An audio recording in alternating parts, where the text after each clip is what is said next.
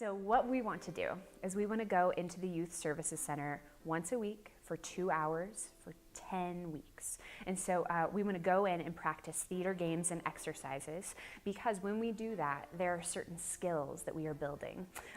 We call it life skills through stage skills. We do not want to train little actors. If people have that ambition, if they want to be artists, we want to support them. But what we really want to do is create better human beings. And so the life skills that we're working on are discipline, generosity, imagination, and bravery. Those are our currency in the theater world. They're things that aren't talked about, but that we all know are extremely important and all lead to incredible creative problem solving.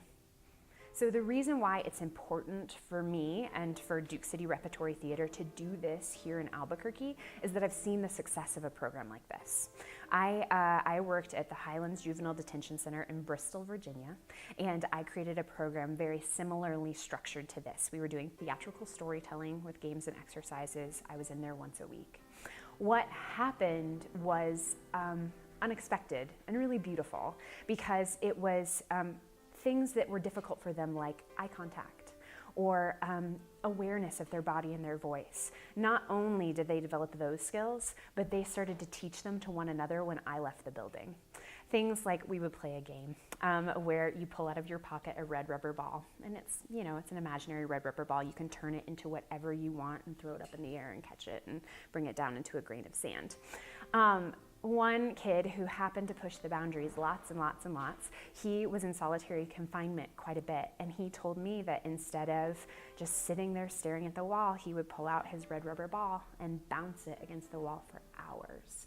And that's such a small thing, but the reason why it's important is that he was empowered to do something different, and that we were unlocking within him the imaginative potential so that he could do anything he set his mind to.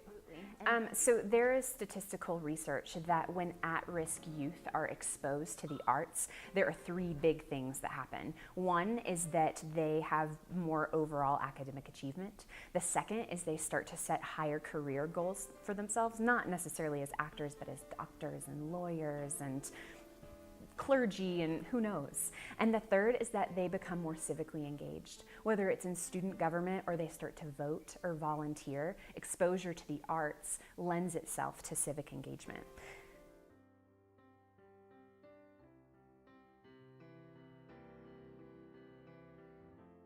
This is a way for us to reach at-risk youth, for us to reach the youth of Albuquerque, and to create not just better pockets, but a better community of human beings as a whole.